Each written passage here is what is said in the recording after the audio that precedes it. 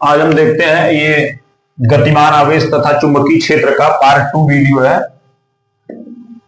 Part 2 है और chemistry का जो है शाम तक या कल जो है, कल 2 दिन छुट्टी है तो उसमें बन जाएगा। तो देखते हैं आज इसको जो है, और मोस्ट इंपॉर्टेंट है, ये पेपर में आता है। सबसे पहले हम देखते हैं विद्युत धारा का चुंबकीय प्रभाव ऑस्टेट का प्रयोग। एक वैज्ञानिक ऑस्टेट थे, उन्होंने जो है ऑस्टेट, उन्होंने क्या किया, एक प्रयोग किया। प्रयोग में क्या लिया कि एक जो है बैटरी ले लिया और एक जो है धारा नियंत्रक, अगर प्रतिरोध बना करके उसमें तीर बना दिया जाता है तो वो धारा नियंत्रक, मतलब धारा को कंट्रोल करने वाला होता है।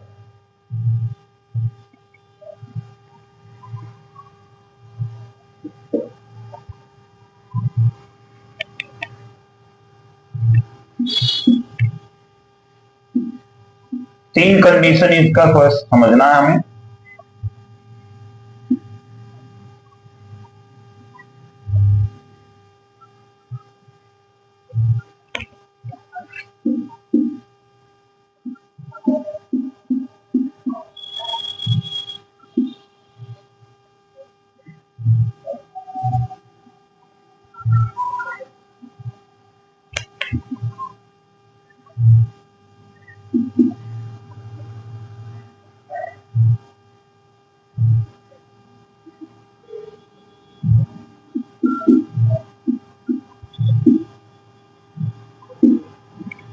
देखिए, जब जो है एक बैटरी को धारा नियंत्रक के साथ, ये बैटरी है, ये धारा नियंत्रक, धारा नियंत्रक का मतलब क्या होता है, जो धारा को कंट्रोल करता है, जो धारा को कंट्रोल करता है। धारा को कंट्रोल करने का मतलब क्या है, धारा को कंट्रोल करने का मतलब यह है कि कितना धारा परिपथ में भेजना है। यहां पर कुंजी है, कुंजी का मतलब इसी से इसको ऑन ऑफ किया जाएगा। तो अभी कुंजी खुला है, तो जब कुंजी खुला है तो इसमें से कोई करंट पास नहीं होगा। तो इसमें से कोई करंट पास नहीं होगा तो इसके बगल में जब हम चुंबकीय सुई रखेंगे तो इसमें कोई भी विक्षेप नहीं दिखाई देगा। विक्षेप का मतलब सुई एन और एस के बीच में ही रहेगा। विक्षेप कब बोला जाएगा, जब ये सुई थोड़ा बहुत इधर उधर शिफ्ट हो जाएगी। यही कहानी इसमें भी है, यही कहानी इसमें भी है। बस इसमें क्या कर दिया जाता है, कुंजी को बंद कर दिया जाता है। इसमें कुंजी खुला रखते हैं, इसमें कुंजी को बंद कर दिया जाता है। यहां से धारा जो है बहने लगता है भाई, प्लस सिरे से धारा बह करके माइनस में प्रवेश करती है। और उसके बाद जब यहां पर सुई को रखा गया, चुंबकीय सुई को,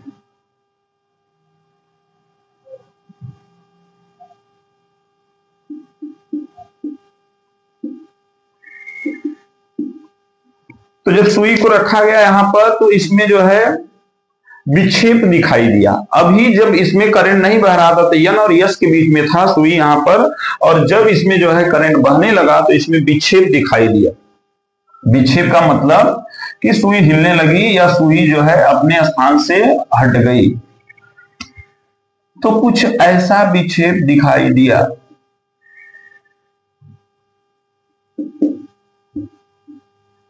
तो कुछ ऐसा विक्षेप जो है दिखाई दिया। लेकिन जब इसमें धारा का दिशा बदल दिया गया, धारा का दिशा का मतलब बैटरी का प्लस माइनस उल्टा कर दिया गया। इसमें क्या है, प्लस इधर है माइनस इधर है, तो उल्टा कर दिया जाएगा तो धारा ऐसे बहने लगेगा। कुंजी को बंद रखा जाएगा तभी धारा बहेगा। तो कुछ ऐसे बहेगा। तो ये देखा गया कि जो सुई में विक्षेप था,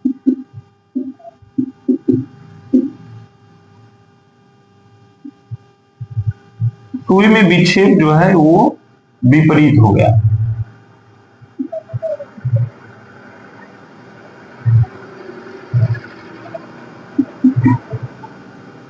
सुई में विक्षेप जो है विपरीत हो गया इसमें।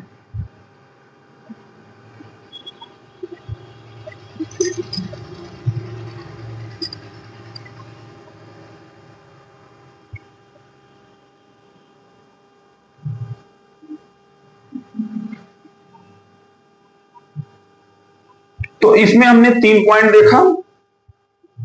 यही ऑस्टेट का प्रयोग है। उन्होंने एक बैटरी, एक धारा नियंत्रक, एक कुंजी लिया और एक जो है चुंबकीय सुई जिससे विक्षेप पता करना होता है, तो इन तीनों फिगर से हमें क्या जानकारी मिलता है? इन तीनों फिगर से जानकारी हमें मिलता है, पहले फिगर का जानकारी समझिए कि जब कुंजी खुली होती है तो परिपथ में कोई धारा प्रवाहित नहीं होता है। ध्यान से समझिएगा कि जब कुंजी खुली होती है तो परिपथ में कोई धारा प्रवाहित नहीं होता है और चुंबकीय सुई में कोई विक्षेप प्राप्त नहीं होता। ये पहले पॉइंट हो गया। दूसरे में क्या बताएंगे? जब कुंजी बंद होती है, जब कुंजी बंद होती है तो परिपथ में धारा प्रवाहित होती है, परिपथ में धारा प्रवाहित होती है और चुंबकीय सुई में विक्षेप दिखाई देता है। विक्षेप का मतलब अगर N और S के बीच में होगा तो विक्षेपण नहीं है, और अगर उससे थोड़ा सा इधर उधर शिफ्ट हो जाएगा मतलब विक्षेप प्राप्त हो गया। तो यही लिखना, इसमें पीडीएफ पढ़ेंगे बिल्कुल क्लियर समझ आएगा। अभी हम इसको समझा रहे हैं। तो यहां पर इसमें क्या है, जब कुंजी, तीसरा पॉइंट क्या है कि जब कुंजी बंद होती है, मतलब कि यहां पर खुला का मतलब ऑफ, और ये जब इसमें मिला दिया जाएगा तो ऑन है।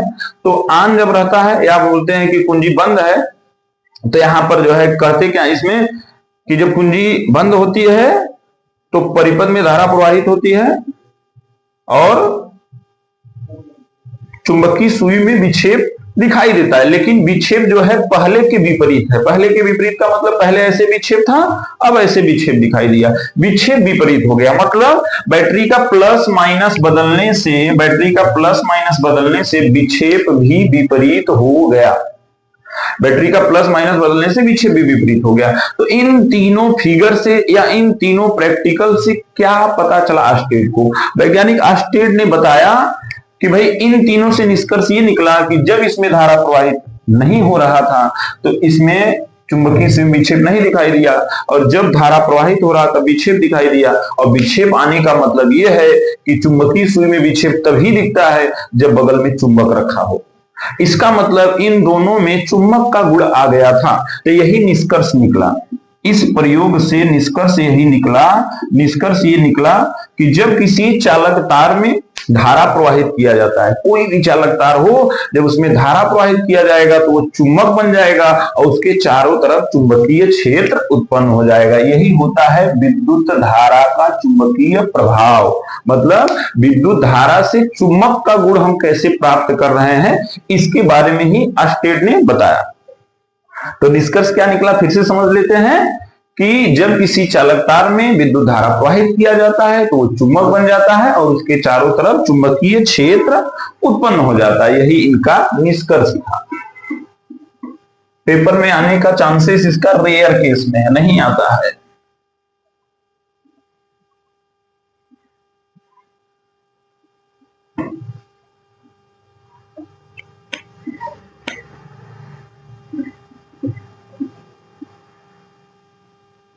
अब हम समझते हैं बायो-सेवर्ट का नियम। अब बायो-सेवर्ट का नियम ये मोस्ट इंपॉर्टेंट है। अब इसमें हमें समझना क्या है, बायो-सेवर्ट के नियम में हमें समझना क्या है। सबसे पहली बात, इनका नियम क्यों आया और किस लिए आया, इसको हम समझते हैं कि इनका नियम लागू कहां पर होगा और इस नियम से हम क्या ज्ञात कर सकते हैं। तो इनका नियम इसलिए आया कि अगर कोई चालक तार है, जैसे मान लीजिए कोई तार है और इसमें धारा प्रवाहित हो रहा है, मान लीजिए चालक तार है, तार में धारा प्रवाहित हो रहा है और इस तार से जो है कुछ दूरी पर, r दूरी पर कोई बिंदु P है। ये तार हो गया, इसमें धारा प्रवाहित हो रहा है, इससे कुछ दूरी पर r दूरी पर कोई बिंदु P है। यहां पर हमें चुंबकीय क्षेत्र का मान ज्ञात करना है, लेकिन शर्त यह है पूरे तार के कारण नहीं, अल्प लंबाई के तार के कारण। मतलब यहां पर पूरे तार के कारण नहीं ज्ञात करना है, छोटा सा लंबाई का तार लिया जाएगा। मतलब कि तार तो पूरा रहेगा, लेकिन हम यहाँ जो चुंबकीय क्षेत्र ज्ञात करेंगे वो अल्प लंबाई के तार के कारण। यही इनका शर्त है। मतलब बायो-सेवर्ट के नियम से हमें धारावाही चालक तार के कारण चुंबकीय क्षेत्र का मान पता चलता है। धारावाही चालक तार के कारण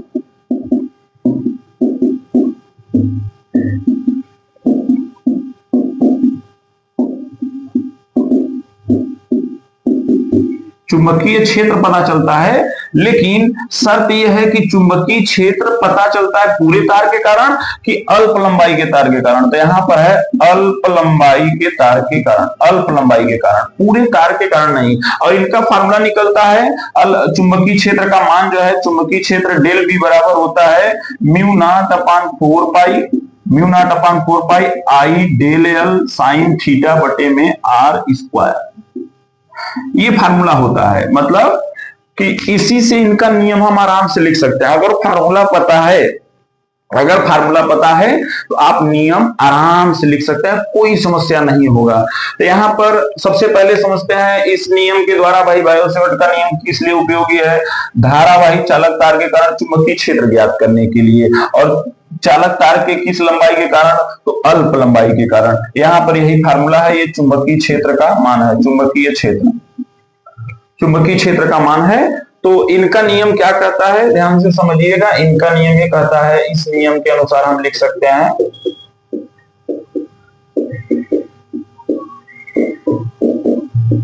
इस नियम के अनुसार हमें क्या पता चलता है, ये फार्मूला हमें बाद में पता चलेगा, ये निकलेगा, लेकिन इसको अगर आप पहले याद रखेंगे तो लिखने में आसान होगा।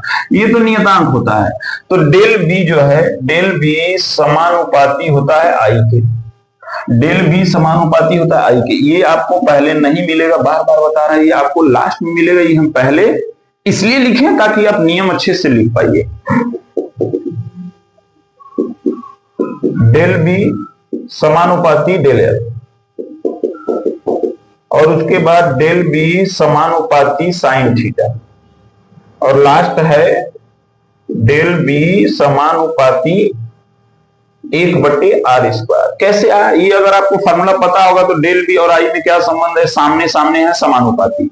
डेल बी और डेल एल में क्या संबंध है, सामने सामने है, समानुपाती है। डेल बी और साइन थीटा में क्या संबंध है, समानुपाती। ये नीचे है तो व्युत्क्रमानुपाती। यही केवल शब्दों में लिख देना है, नियम इनका हो जाएगा। यही केवल शब्दों में लिख देना है। हाँ, थोड़ा सा फिगर के बारे में मान लेंगे कि माना एक धारावाही चालक तार है, जिसमें धारा आई प्रवाहित हो रही है। तार के अल्प लंबाई डेल एल के कारण आर दूरी पर एक बिंदु पी है, जहां हमें चुंबकीय क्षेत्र का मान ज्ञात करना है। फिगर से इतना लिख सकते हैं, नहीं भी लिखेंगे तो चित्रानुसार बोल देंगे तो काम हो जाएगा। यहाँ पर तार और इसके बीच जो कोण बन रहा है, ये यहाँ पर थीटा है। मतलब तार और बिंदु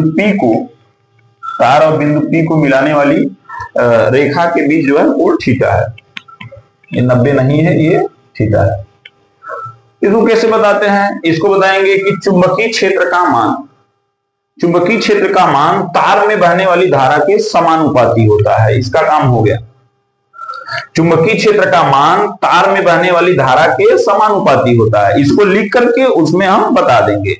इसका क्या मतलब है, चुंबकीय क्षेत्र का मान तार के अल्प लंबाई के समानुपाती होता है। चुंबकीय क्षेत्र का मान तार के अल्प लंबाई के समानुपाती होता है। अब इसको थोड़ा सा ध्यान से समझिए कि चुंबकीय क्षेत्र का मान, अब यहां पर ये क्या है, ये थीटा है।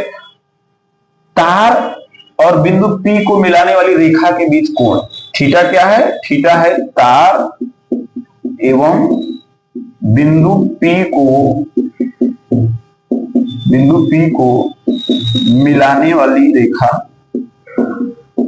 मिलाने वाली रेखा के बीच कोण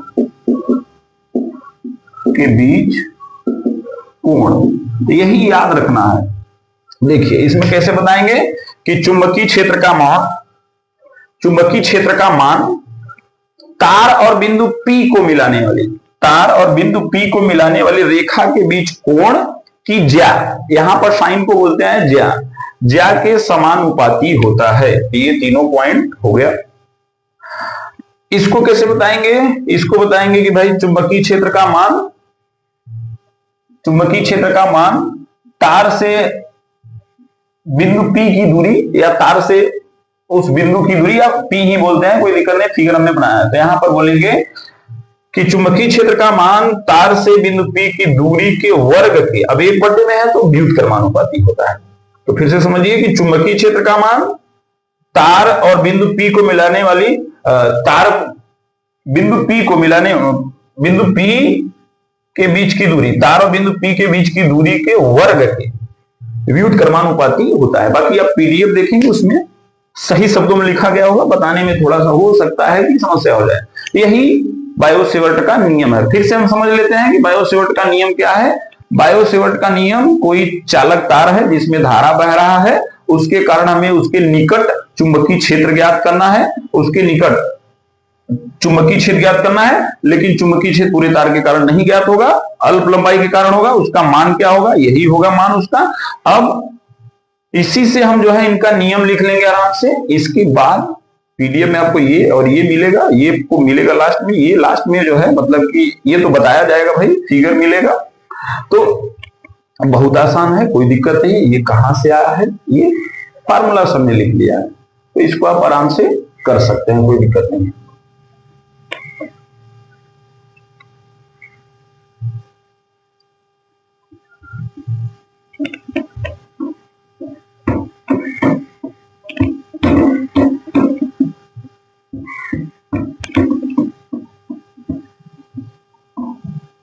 तो इसमें अभी जो हमने नियम लिखा उसी को मिलाकर लिख देते हैं। तो यहां पर जो है पहले कौन समीकरण 1 बना लेंगे, समीकरण 1 जो यहां पर आया था कि डेल बी समानुपाती आई, इसको बना लेंगे समीकरण 1, और उसके नीचे जो है समीकरण 2। ऐसे 4 ठो है तो हम 4 समीकरण बना लेंगे उसमें, और लिखेंगे समीकरण 1 2 3 व 4 से, वह 4 को मिलाने पर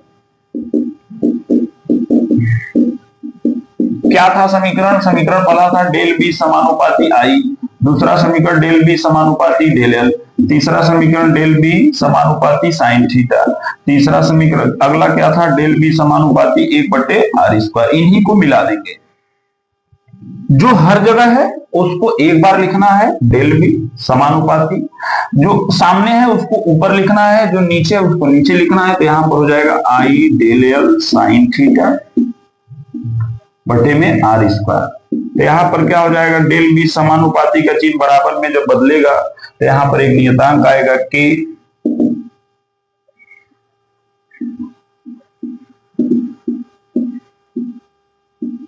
r², ये हो जाएगा। जहां k क्या है, k है समानुपाती नियतांक।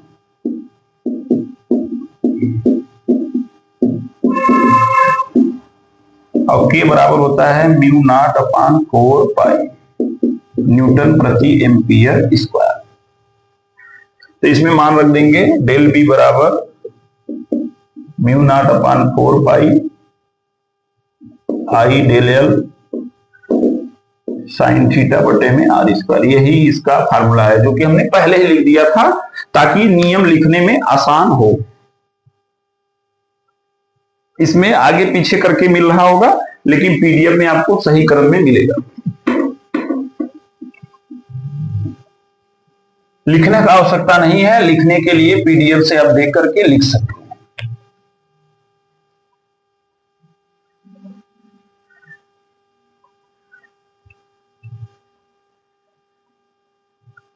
तो इसका जो है नियम समाप्त हो गया। कुछ इसका विशेष पॉइंट हम समझ लेते हैं। नोट पॉइंट, नोट पॉइंट क्या है कि जो म्यू नॉट है इसका नाम है निर्वात की चुंबकशीलता। इसके पहले एप्सिलॉन नॉट पढ़े होंगे, निर्वात की विद्युतशीलता था। ये निर्वात की चुंबकशीलता है। और म्यू नॉट अपान 4 पाई का मान कितना होता है, इसका मान होता है 10⁻⁷ न्यूटन प्रति एम्पियर स्क्वायर। और उसके बाद म्यू नॉट का अगर मान निकालेंगे तो ये हो जाए, इसका जरूरत पड़ेगा, ये मान होता है इसका म्यू नॉट। अब और इसको इधर भेज देंगे तो केवल म्यू नॉट का मान हो जाएगा 4 पाई × 10⁻⁷ न्यूटन प्रति एम्पियर स्क्वायर। ये हो गया। फिर इसके बाद जो है इतना हो जाएगा। फिर इसके बाद ये अदिश है कि सदिश, तो म्यू नॉट अदिश राशि, म्यू नॉट जो है अदिश राशि, एक नियतांक है तो अदिश ही होगा, अदिश राशि है। इसका जो है मात्रक क्या होगा, मात्रक यही होगा न्यूटन प्रति, इसका मात्रक न्यूटन प्रति एम्पियर स्क्वायर। अन्य मात्रक निकाल सकते हैं अभी जो फार्मूला है उससे कि डेल बी बराबर होता है म्यू नॉट अपान 4 पाई आई डेल एल साइन थीटा बटे में r²। अगर हम म्यू नॉट का मात्रक निकालना चाहेंगे तो इसका मात्रक होता है टेस्ला, टेस्ला लिख लेंगे। इसका जो है पीडीएफ में लिखा गया होगा केवल टेस्ला, जो कि गलत है। और इसमें हमें म्यू नॉट का निकालना है तो म्यू नॉट रख देंगे ऐसे, म्यू नॉट का, और 4 पाई का कोई मात्रक नहीं होता है, आई का होगा एम्पियर। टेस्ला को हम टी लिख सकते हैं, टेस्ला को टी लिख सकते हैं। म्यू नॉट का निकालना वैसे 4 पाई का नहीं होता है, आई का एम्पियर, इसका ये लंबाई है तो इसका मात्रक मीटर होगा।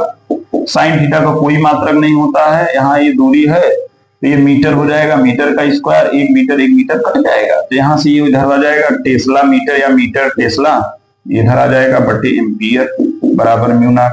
मतलब अन्य मात्रक क्या हो जाएगा, अन्य मात्रक इसका म्यू नॉट का फार्मूला से निकाल सकते हैं, मीटर टेस्ला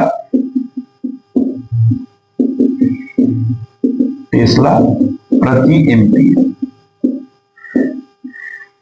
इस फार्मूले से म्यू नॉट का अन्य मात्रक निकाल सकते हैं। पीडीएफ में करेक्ट कर लीजिएगा, केवल टेस्ला लिखा है उसमें वो मिस्टेक है। और समझ लेते हैं इसमें एक और नोट पॉइंट क्या है कि अगर अल्प लंबाई जो है, मतलब जो अल्प लंबाई है अत्यंत सूक्ष्म हो, अल्प लंबाई जो है अत्यंत सूक्ष्म हो, अत्यंत सूक्ष्म हो का मतलब अगर डीएल हो, डीएल का मतलब बहुत छोटा हो, तो ये जो फार्मूला है डेल बी बराबर, तो इसको लिखने लगते हैं डीबी, जो डेल है उसको डी लिखने लगते हैं, हो जाएगा म्यू नॉट अपॉन 4 पाई। यहाँ जो डेल है इसको हम डी लिखने लगते हैं जब बहुत छोटा होता है तो हो जाएगा I D l sine theta बटे में आर स्क्वायर। ये फार्मूला हो जाएगा, इसको बोलते हैं बायो-सेवर्ट के नियम का अवकलन रूप, बायो-सेवर्ट के नियम का अवकलन रूप।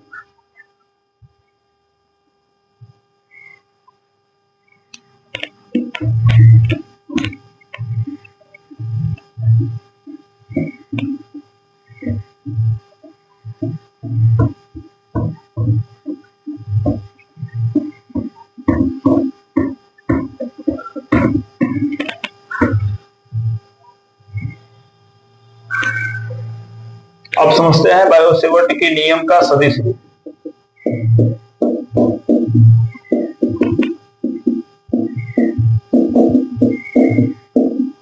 सदिश रूप, बायो-सेवर्ट का नियम हमने क्या पढ़ा, बायो-सेवर्ट का नियम पढ़ा डेल बी बराबर होता है म्यू नॉट अपॉन 4 पाई आई डेल एल साइन थीटा बटे में आर स्क्वायर, यही होता है। तो यहाँ पर डेल भी हो सकता है, डी भी हो सकता है, आवश्यकता अनुसार हम अपने हिसाब से फार्मूला चेंज कर सकते हैं। ऊपर नीचे गुणा करेंगे आर का, ये हो जाएगा म्यू नॉट अपॉन 4 पाई, यहाँ हो जाएगा आई डेल एल, आर का इसमें गुणा कर देंगे तो हो जाएगा r del L sine theta, और बटे इसमें गुणा करेंगे तो हो जाएगा आर क्यूब। एक फार्मूला हमने पढ़ा है कि vector A cross vector B बराबर होता है A B sine theta, A B sine theta. ऐसे ही हो जाएगा ए बी साइन थीटा बराबर क्या लिख सकते हैं, ए बी साइन थीटा बराबर हो जाएगा vector A cross vector B, तो R del L sine theta बराबर क्या हो जाएगा, ये हो जाएगा vector are cross vector D L, vector del L. तो इसको हम डी भी लिख सकते हैं, पीडीएफ में देख लीजिएगा, अगर डी है तो डी बनाइएगा, अगर डेल है तो डेल बनाइएगा, जो होगा वही बना लीजिएगा।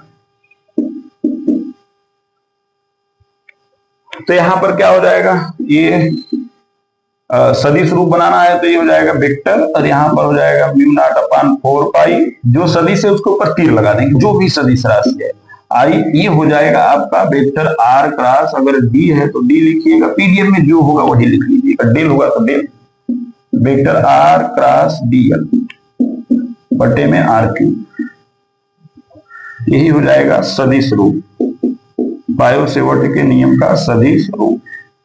फिर से इसको समझ लेते हैं क्या है इसमें भाई, कि इतना तो फार्मूला होता है, ऊपर नीचे आर का गुणा कर देंगे तो ये ऐसे ही रहेगा, यहाँ आर गुणा में लिखा r d l sine theta बटे आर क्यूब, ये जो है फार्मूला बन जाएगा, आ vector are cross d l बहुत बार मिला होगा, और ये फार्मूला हो जाएगा इसका।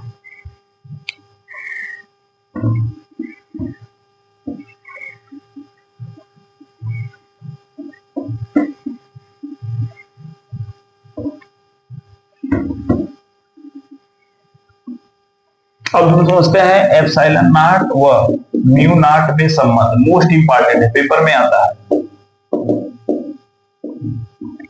बहुविकल्पी में अति लघु में हर बार दिया है म्यू नॉट एप्सिलॉन नॉट में संबंध, मतलब उसका कई तरीके से पूछा है, उसको हम बता देंगे अगले क्लास में। ये संबंध क्या होता है, सबसे पहले हमने पढ़ा है कि 1/4 पाई एप्सिलॉन नॉट बराबर होता है 9 गुणे 10 के पावर 9 न्यूटन मीटर स्क्वायर प्रति कूलम स्क्वायर। यही होता है न्यूटन मीटर स्क्वायर प्रति कूलम स्क्वायर। और वह अभी को हमने पढ़ा है कि म्यू नॉट अपान 4 पाई बराबर होता है 10 के घात में -7 न्यूटन प्रति एम्पियर स्क्वायर। ये बना लेंगे समीकरण नंबर 1, ये बना लेंगे समीकरण नंबर 2। समीकरण 1 में 2 से भाग लगा देंगे।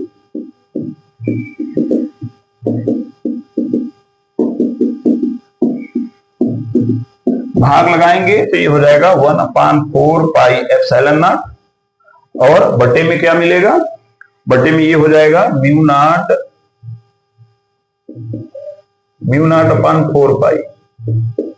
इसको लिखेंगे 9 गुणे 10 के पावर 9 और बटे में हो जाएगा 10 के घात में -7। ये पलट जाएगा, ये पलट जाएगा। पलटने का मतलब यहां पर क्या है, पलटने का मतलब यहां पर क्या है, यहां पर है 1/4 पाई एप्सिलॉन नॉट और गुणे में ये पलट जाएगा तो हो जाएगा 4 पाई बटे में म्यू नॉट बराबर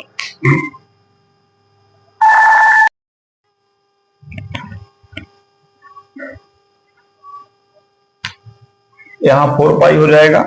उसके बाद ये ऊपर चला जाएगा तो 10 के घात में -7 ऊपर जाएगा तो +7 हो जाएगा, मतलब ये हो जाएगा 9 गुणे 10 के घात में 9 गुणे 10 के घात में 7 हो जाएगा। 4 पाई से 4 पाई कट जाएगा तो यहां पर आएगा 1/एप्सिलॉन नॉट म्यू नॉट। ये हो जाएगा 9 गुणे 10 के घात में 9 7 हो जाएगा 16 और दोनों पक्षों में वर्गमूल ले लेंगे।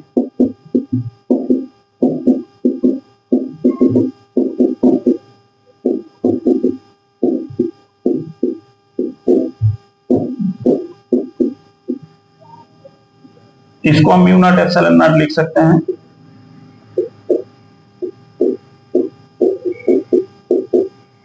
एक निकल जाएगा, एक बाहर हो जाएगा, करड़ी में हो जाएगा 1/म्यू नॉट एप्सिलॉन नॉट या एप्सिलॉन नॉट म्यू नॉट, जैसा रहेगा वैसा हम लिख सकते हैं। ये हो जाएगा 3 गुणे 10 के पावर में 8, क्योंकि 9 का वर्गमूल 3, 16 का हो जाएगा 8 और ये हो जाता है C। तो ये तो एक फार्मूला मिल गया। इसके बाद और 1/ करड़ी में म्यू नॉट एप्सिलॉन नॉट बराबर हो जाएगा C। यही इसका संबंध है। और जो 4 अंक का चैप्टर है उसमें बहुविकल्पी में बहुत दिया है, उसी को हल कराएंगे। ये पहले यहां से यहां लिखिए, यहां, उसके बाद यहां PDF में सीरियल से मिलेगा।